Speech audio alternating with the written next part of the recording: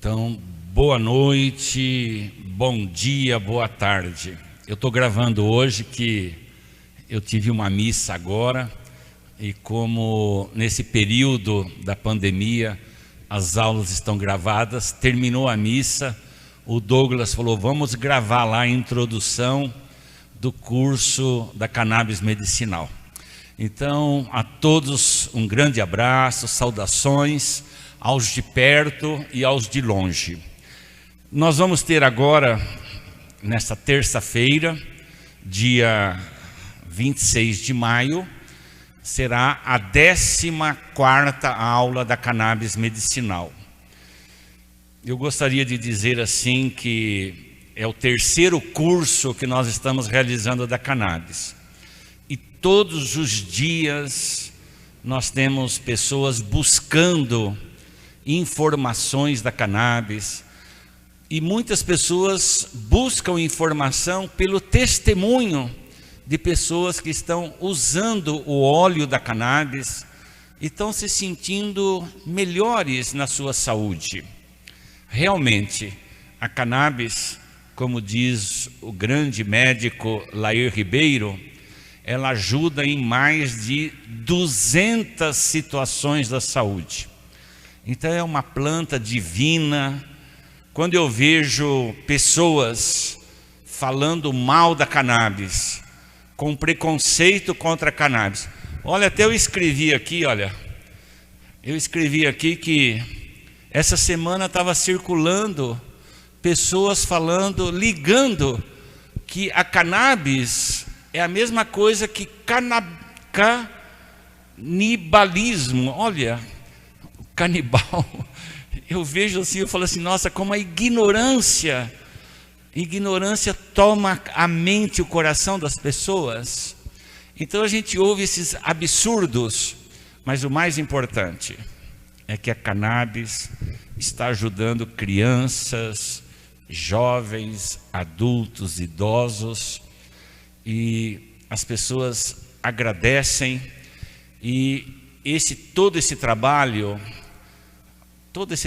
da cannabis no Brasil e no mundo se deve principalmente às mães, às mulheres, aos homens corajosos, corajosas mulheres que vão enfrentando. Ainda esta semana fiquei sabendo me fugiu o nome dessa pessoa, que ela foi humilhada porque ela tinha o pé de cannabis em casa. E até a polícia, ele estava dizendo que ficou constrangida de ver a situação dele da saúde e ter que levar para a delegacia. Então nós temos ainda autoridades, governantes cegos diante de uma planta maravilhosa.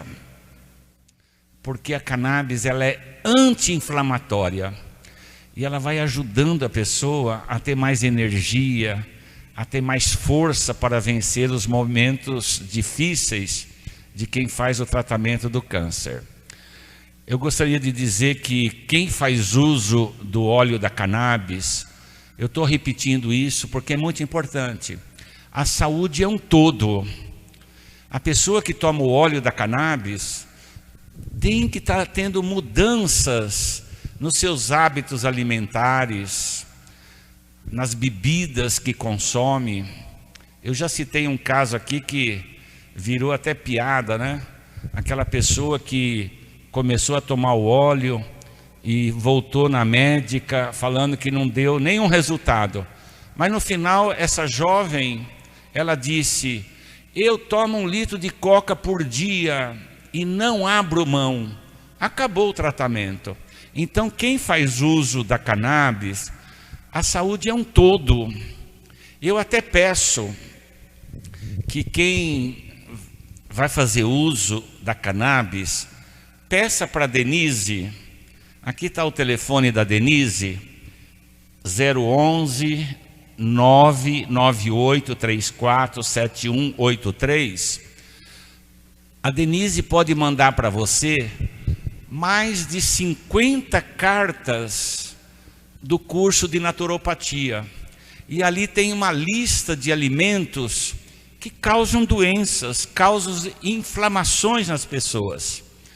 Tem lá uma carta que chama Os 10 Passos da Saúde Preventiva, que são cartas que vão orientando essa saúde que é holística. Holos do grego quer dizer o todo. Então, você que vai motivar alguém a tomar o óleo da cannabis, motive também que ela tem que ter mudanças de hábitos.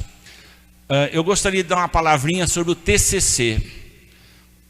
A nossa aula agora do dia 26, o TCC, nós vamos dar um prazo até o dia 10 de junho. Pediria que todos pudessem seguir era para ser até final de maio, mas com toda essa situação nós estamos estendendo mais 10 dias. Sabe que tem um médico lá de Recife, que ele está fazendo um TCC belíssimo. Ele está fazendo um filme da cannabis em literatura de cordel. Olha que coisa bonita. E dentro desse filme ele vai colocando testemunhos de pessoas sobre a cannabis. Está aparecendo assim, esses trabalhos do TCC, coisas maravilhosas, na dimensão religiosa, na dimensão terapêutica. Parabéns a todos que estão fazendo o trabalho, o TCC. Mas que ninguém fique também estressado, hein, gente? Tem gente que às vezes fica estressada por causa do trabalho. Pelo amor de Deus, faça aquilo que você pode fazer no momento, tá bom? Muito em breve, a Gabi, a Denise, o Fernando e toda a equipe estará passando as inscrições para o 4º curso da cannabis medicinal. Quando é que vai ser o 4º curso? De agosto a novembro. E sabe que essa semana o Fábio Panúzio, eu acho que vocês se lembram do Fábio Panúzio, que trabalhava na TV Bandeirantes. Ele agora tem uma TV chamada TV Democracia. O Fábio Panúzio ganhou o prêmio ESSO, porque ele sempre fala, e é verdade, é a única TV que apoia 100% a cannabis medicinal. E ele fez um trabalho, ele teve em alguns países estudando, fazendo reportagens, e ele ganhou o prêmio ESSO por causa da cannabis. E o 4º curso, o Fábio prometeu para nós que ele vai transmitir também o 4º curso de novembro a dezembro pela TV Democracia. Quem gostaria de receber as aulas da cannabis, pode falar com o Fernando. O Fernando, o telefone dele é 011 94723 3377. O Fernando envia para você todas as aulas da cannabis, todas as 15 cartas que nós temos da cannabis. Gostaria de reforçar mais uma vez, você, na cidade que você mora, na vila, no jardim, no bairro que você mora, organize um grupo de pessoas, organize um grupo com as mães que têm filhos com autismo ou algum tipo de doença que a cannabis ajuda. Tome iniciativa. E também dentro desse trabalho é importante a gente partilhar as sementes. Todas as sextas-feiras eu ganho sementes e estou doando essas sementes. Todas as sextas-feiras, às 10 horas da manhã, eu estou entregando sementes da cannabis medicinal. Plante na sua casa. Plante lá em vasos, vai plantando, vai aprendendo. Nós vamos ter em breve uma aula da extração, do plantio e assim por diante. Gente, nós estamos vivendo esse período da pandemia e é um tempo em que a nossa consciência precisa avançar, crescer, com todo esse meio de tantas pessoas que estão sofrendo com dores imensas na alma, carregando uma cruz de sofrimento muito grande. Então eu peço assim, que nesse tempo, que cresça entre nós a solidariedade. Nesse tempo tem muita gente passando necessidades. A nossa comunidade está fazendo uma campanha de cestas de alimentos, mas você, onde você mora, na sua rua, na sua vila, no seu bairro, veja ali se você conhece alguém, se você pode ajudar a partilhar. Esse nosso curso da Cannabis, a gente pede que quem puder estar colaborando. Nós compramos os equipamentos para melhorar a transmissão. Então quem puder estar colaborando, fale com o Maurinho, 011 972 65 4085. Então vamos então para a nossa 14ª aula. Coragem a todos, muita esperança, um beijo no coração.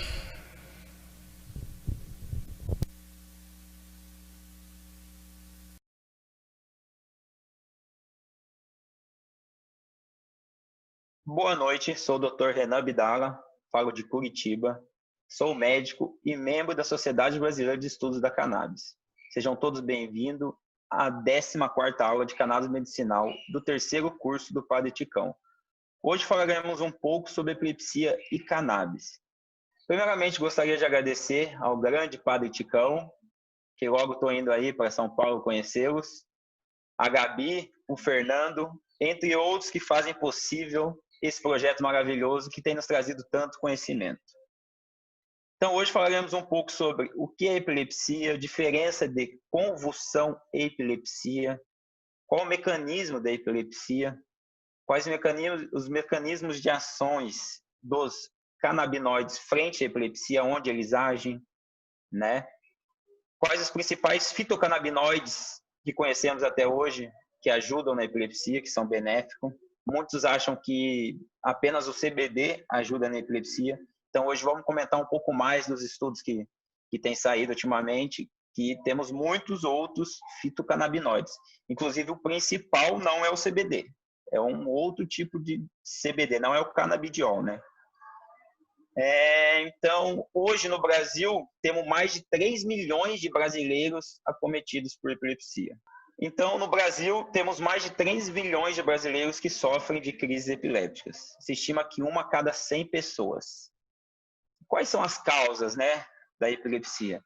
Temos causas hereditárias, problemas pré-natais, infecções, algumas alterações pré-natais, problemas na hora do parto, geralmente falta de oxigenação, né, um parto muito prolongado.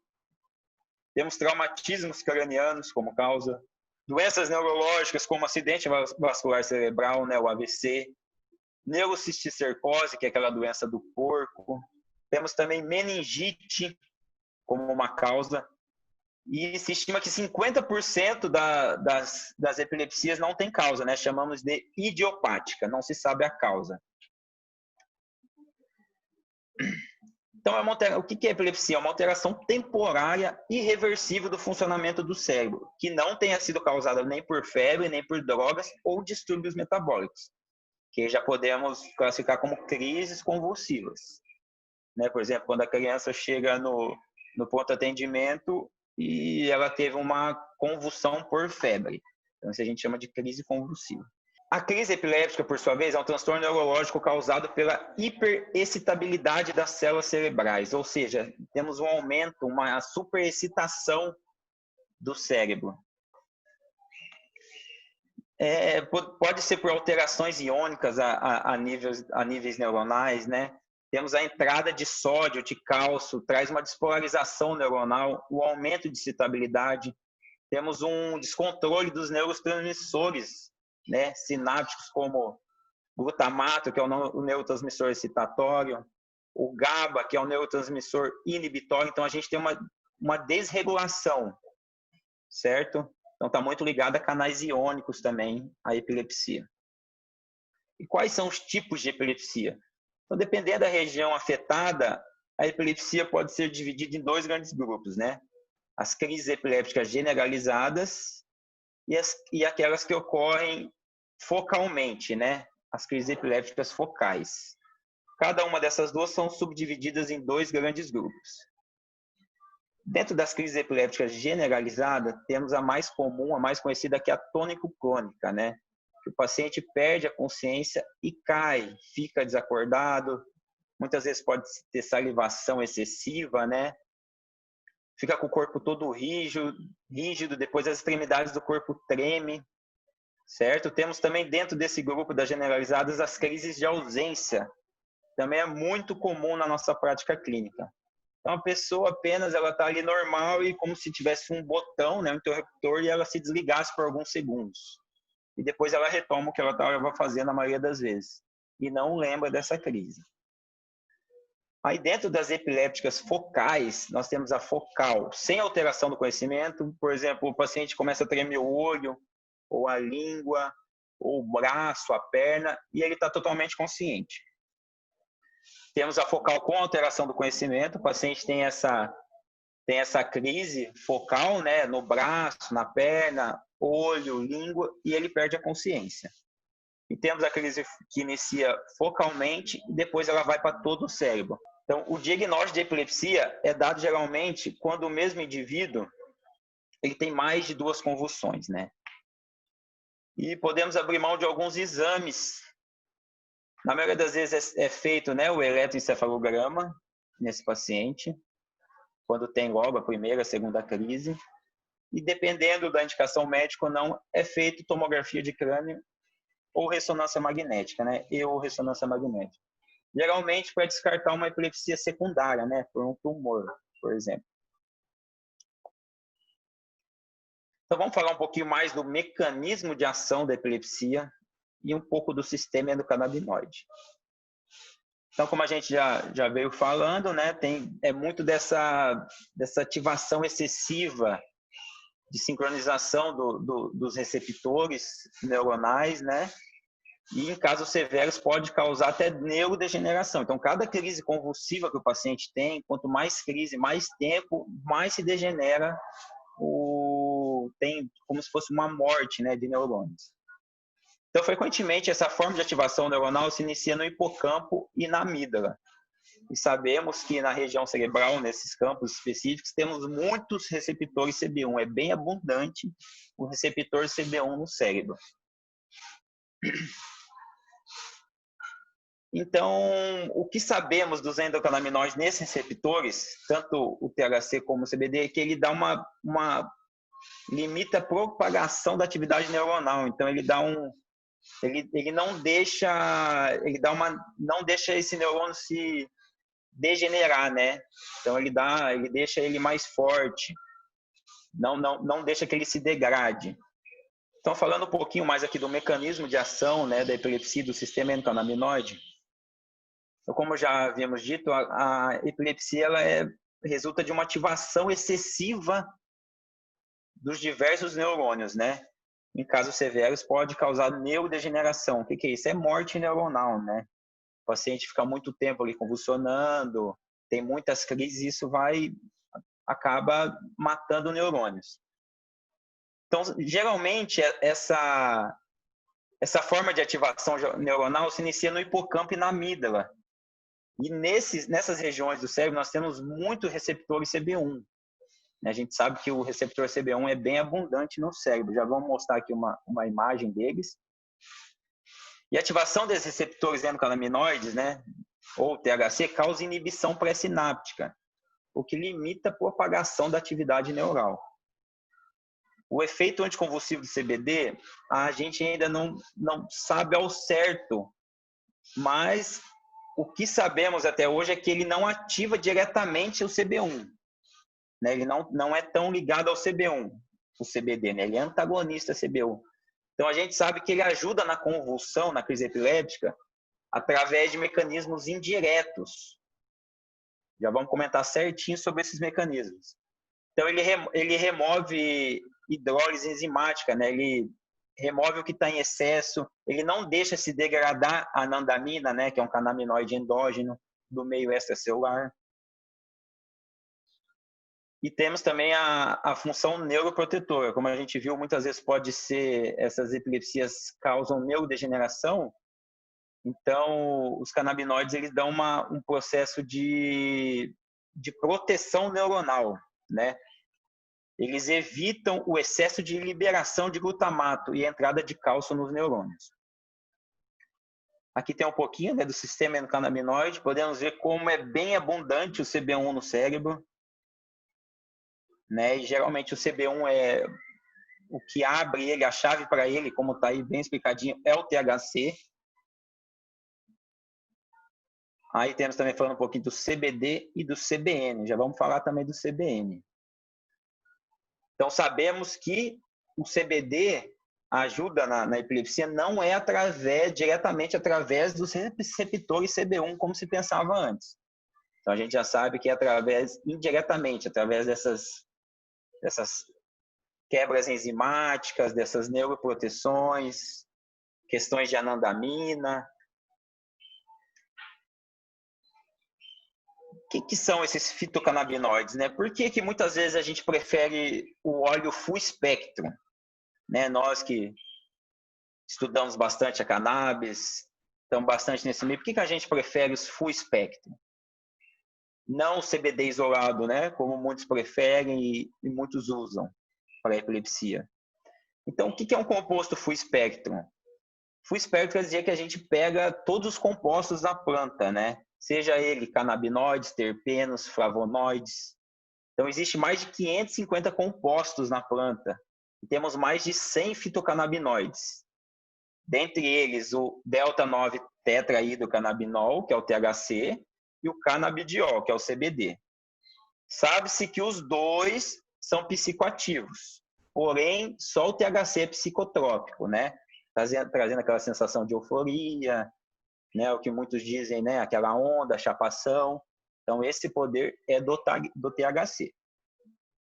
Porém, os dois são psicoativos porque também agem no sistema nervoso central, né?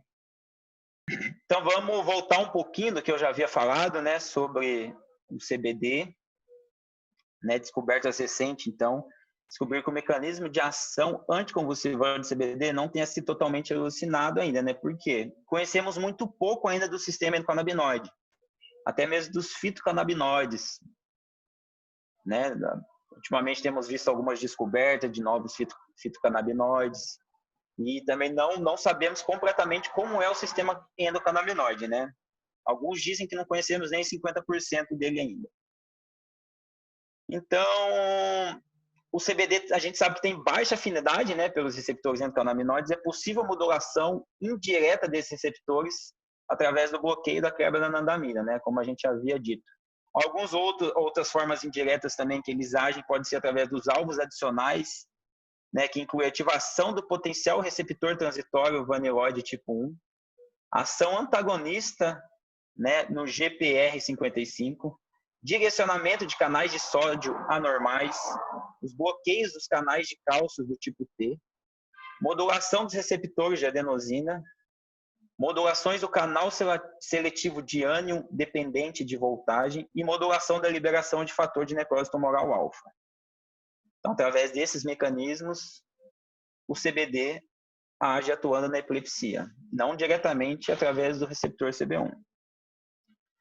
Então, aqui eu vou mostrar um pouquinho um estudo aqui que fizeram, né?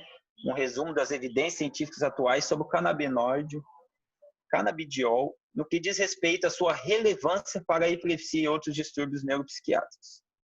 Então, vou mostrar um pouquinho Hoje já se sabe, né, que tanto o THC quanto o CBD ajudam na epilepsia, tem seu poder frente à epilepsia, né?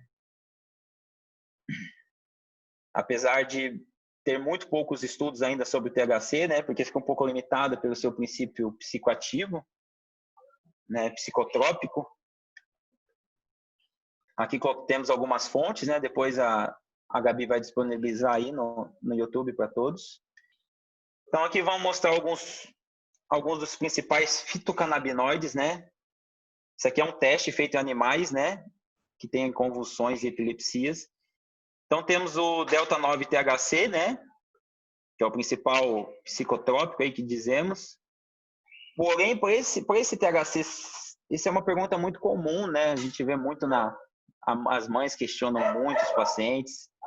Nossa, doutor, mas você vai usar um óleo full, um óleo que tem THC, meu filho não vai ficar chapado, né? Não vai ficar com a pupila dilatada. Já ouvi falar que fica, o médico mesmo já falou. Então, quando a gente usa um óleo full spectrum, geralmente menos 0,3, 0,2 de THC, estamos usando esse óleo não tanto pelo efeito do THC em si, mas o efeito de todos esses fitocannabinoides que contém na planta, né? Essa sinergia, chamamos de efeito comitiva, né? Então, acaba que quando usamos um óleo rico em CBD com esse tanto de THC, esse full spectrum, assim, com menos 0,3 a 0,2, temos uma grande proteção, a gente se sente bem seguro, porque, acho que mais para frente a gente vai comentar aqui um pouco, o CBD, ele acaba que ele protege um pouco a gente os receptores desse princípio psicotrópico do THC. Então, se temos bastante CBD com um pouquinho de THC, a gente está usando isso mais para ter uma sinergia, né? Para que todos os compostos atuam de forma, né, junta ali, eficácia no sistema endocannabinoide, regulando o que precisa. Além de ter, né, ou muitos outros compostos, como vamos citar aqui agora. Tá bom? Então, aqui temos aqui um quadro que diz que o THC ajuda bastante no ataque generalizado e na epilepsia do lobo temporal. Aqui tem um estudo também com um agonista sintético, né, de CB1. Também se mostrou eficaz, porém é sintético, né? Aqui temos um antagonista de CB1 sintético. Ó, não se mostrou eficaz. E além de não ser eficaz, ele é pré-convulsivo, então ele pode causar convulsão. Só se mostrou eficaz na epiletogênese, né? Então aqui temos o THCV, que é o delta-9-tetrahidrocannabivarin, né? Que por ter esse Vzinho no final. Vamos ver que esses são muito importantes na crise convulsiva, nas epilepsias. Então, esse THCV ajuda muito na apreensão generalizada, tá? Agora, o CBD, o canabidiol, muito benéfico também, ataque generalizado, convulsões do lobo temporal, status epilépticos, crises parciais com generalização secundária, então é muito benéfico. O CBD. Até mais que o THC, né? Agora, esse acredito que seja o principal fitocannabinoide na epilepsia. Geralmente ele é encontrado em pequenas quantidades nesses óleos, né? Tem algumas plantas que tem mais, outras não. Temos alguns óleos importados que a gente já vê citando bem, né? Olha, até mesmo no rótulo já vem esse CBDV em um pouco mais abundante, né? Que é o cannabidivarin, né? Que é o CBDV. Hoje ele é o mais eficaz na questão das crises epilépticas, né? Ataque generalizado, convulsão do lobo temporal, status epilépticos, crises parciais com generalização secundária, crises parciais também com generalização secundária, se repete. Então, ele é muito benéfico, o CBDV. Inclusive, tem alguns óleos importados que já vem mensurando uma quantidade um pouco a mais do CBDV. Temos também o CBN, né, que é o cannabinol, já está se mostrando muito eficaz também. Ataque generalizado, né? E temos também o CBG, que não está aqui nessa tabela, mas a gente sabe também que vem se mostrando muito eficaz. Então, por que eu quis trazer essa tabelinha? Para a gente entender um pouco mais os canabinoides, né? Que já temos de estudos que já mostram eficácia frente à epilepsia. Então, por isso que gostamos tanto dos óleos full spectrum. Além de ter toda essa sinergia, ele possui esses compostos que vão ajudar na epilepsia. Diferente de um óleo isolado, por exemplo, que tenha só CBD, né? Só o canabidiol. Então, a gente acaba perdendo alguns dos outros efeitos da planta. Então, aqui agora vamos comentar um pouco alguns estudos que eu trouxe, né? Quais são as principais crises, né, epilépticas refratárias de difícil controle? Então, as duas mais conhecidas, né, são a epilepsia, né, a síndrome de Lennox-Gastaut, né, e a síndrome de Dravet. Então, essas duas são as principais e são muito estudadas hoje, né, frente à cannabis, pois a maioria das medicações não são efetivas. Tem essa característica de ser bem refratária. Temos outras também epilepsias de difícil controle que conhecemos, né, como, por exemplo, a síndrome de West, né, que a gente vê muito na prática clínica. Os pacientes nos procuram bastante também pela síndrome de West.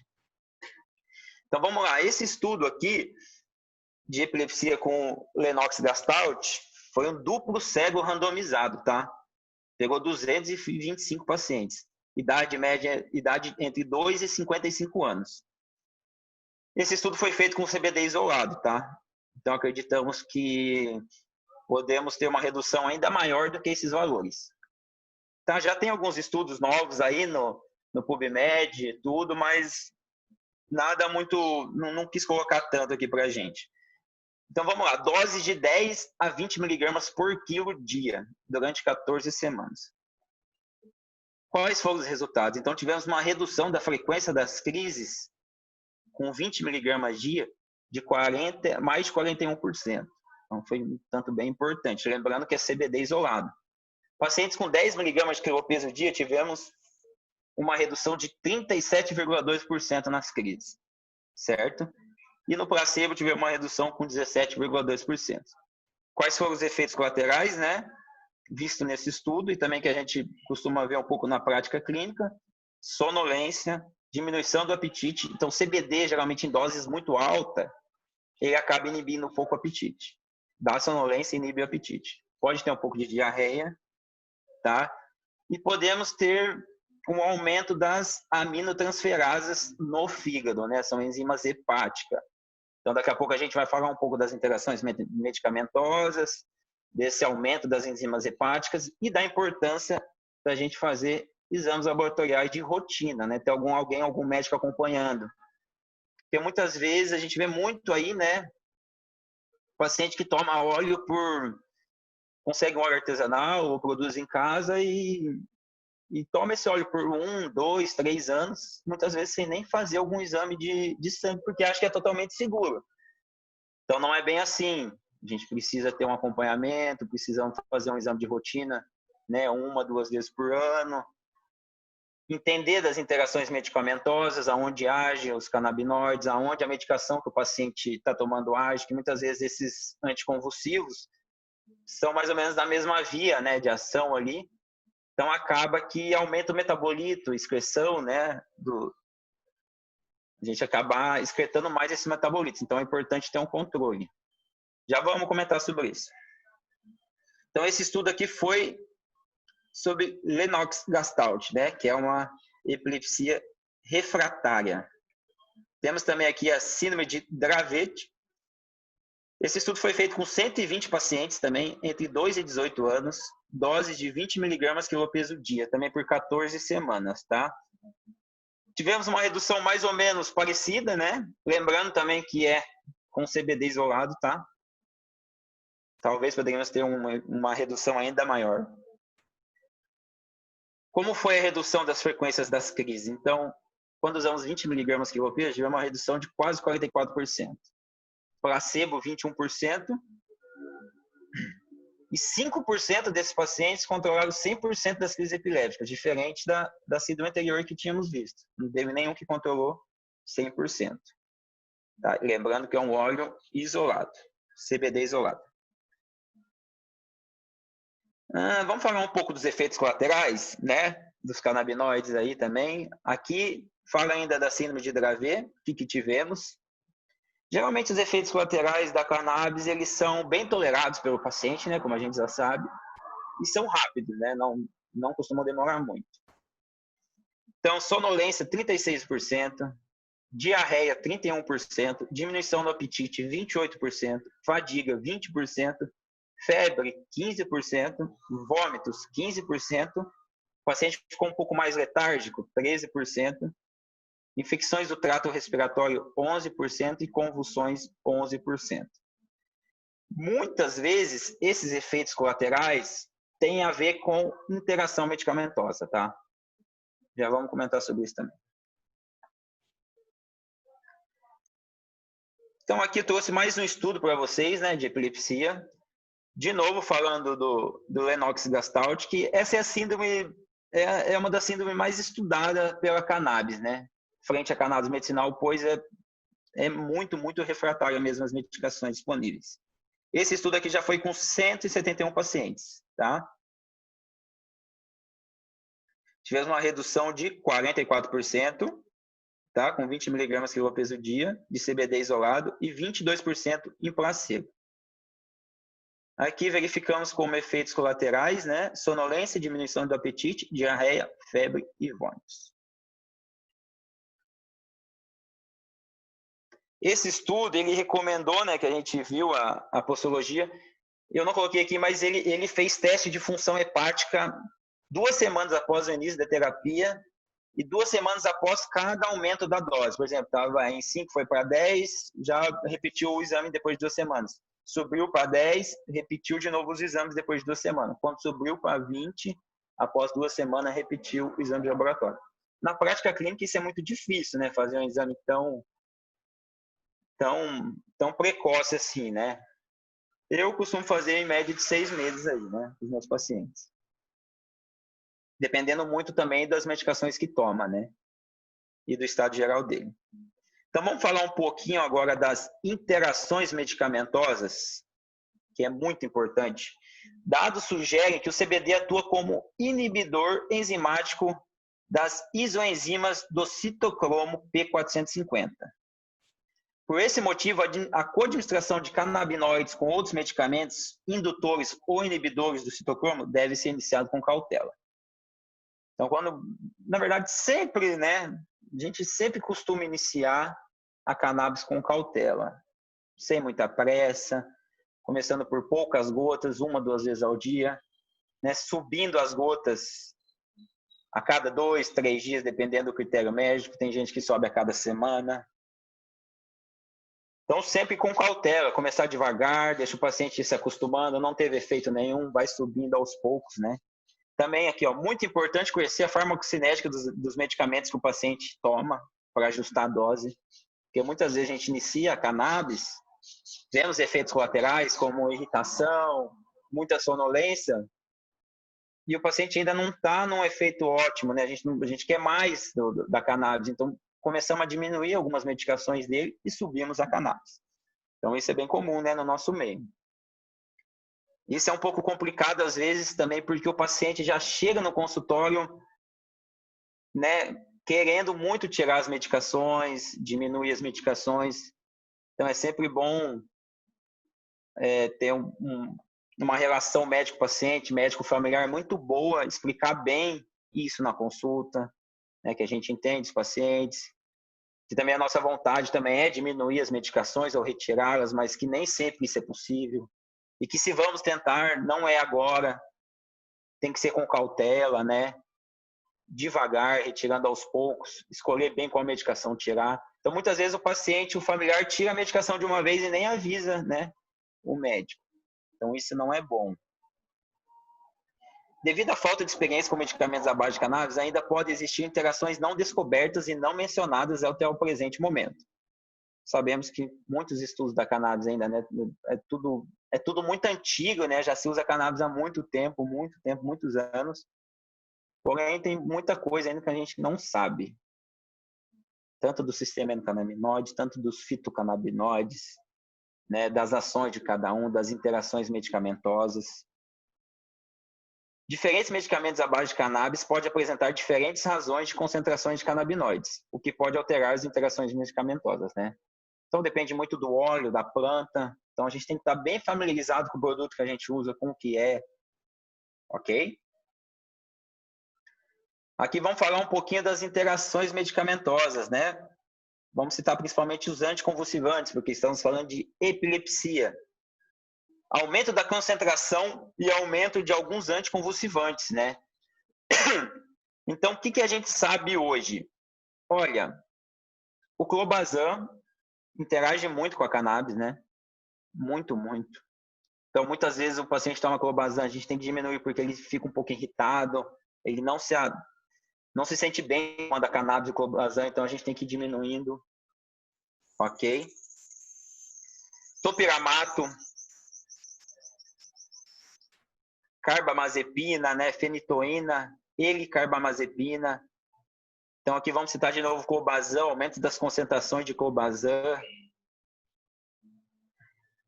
77% dos pacientes que tomaram clobazam, que estavam tomando clobazam aí, junto com cannabis, tiveram sonolência, ataxia, irritabilidade, né? Sintomas aliviados com a redução da dose de clobazam. Então, sempre o médico tem que estar bem atento quanto a isso, os pacientes, né? Porque na hora do tratamento com cannabis depende muito também dos familiares do paciente, ele tem que relatar tudo que ele sente bem certo, como está sendo, né? Para a gente ver bem as interações, o que está acontecendo, ver se aumenta uma dose, ajusta. Então, é tudo...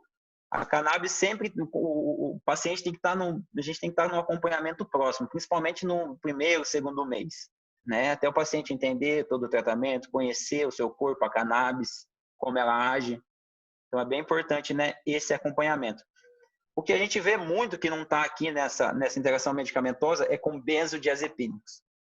Na prática clínica, vemos muitos problemas também com os benzodiazepínicos, né?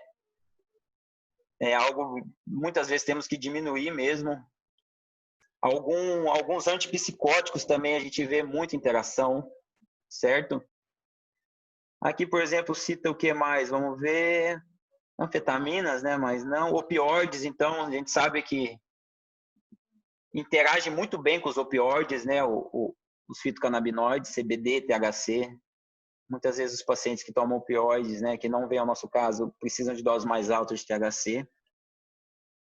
Aqui citou algo do propanolol, pois ele reduz o efeito de euforia da cannabis, né? Aquela taquicardia, essa palpitação. Então, muitos pacientes fizeram um teste com propanolol dando um pouco antes de consumir a cannabis e não houve aumento da frequência cardíaca e da pressão arterial, né? Ok? Isso em indivíduos saudáveis. Ok?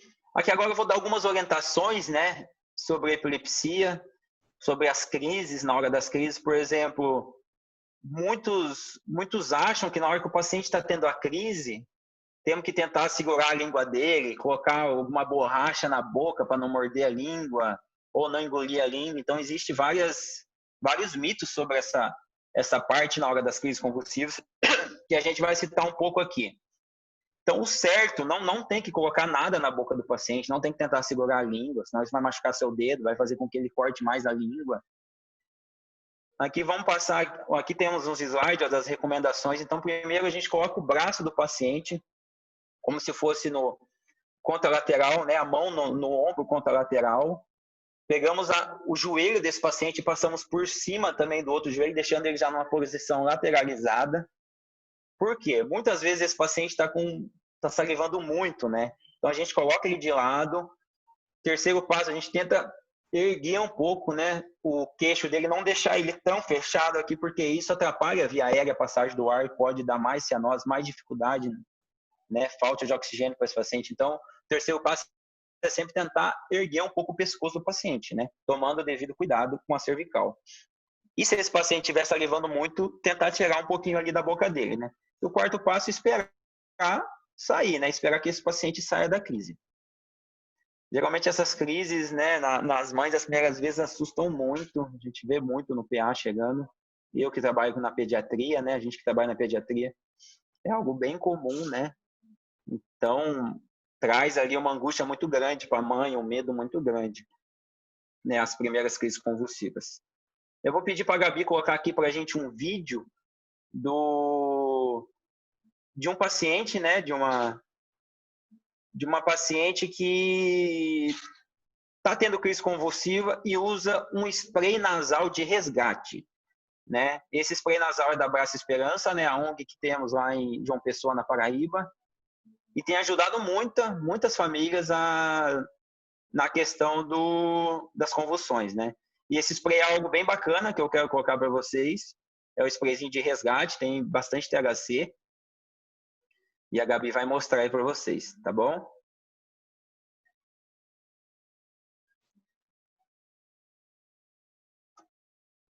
Outra coisa que eu queria comentar é sobre o período pós-ictal, né? Desses pacientes que convulsionam.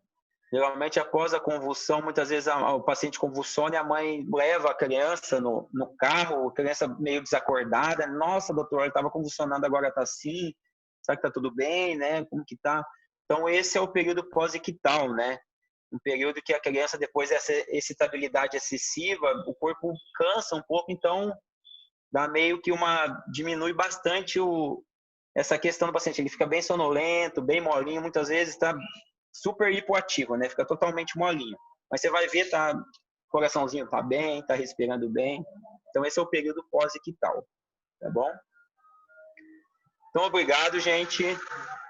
Espero ter contribuído, tá, com vocês. E para mim é um grande prazer, tá aqui participando do curso com o Padre Chicão. Um forte abraço, até a próxima. Tchau, tchau.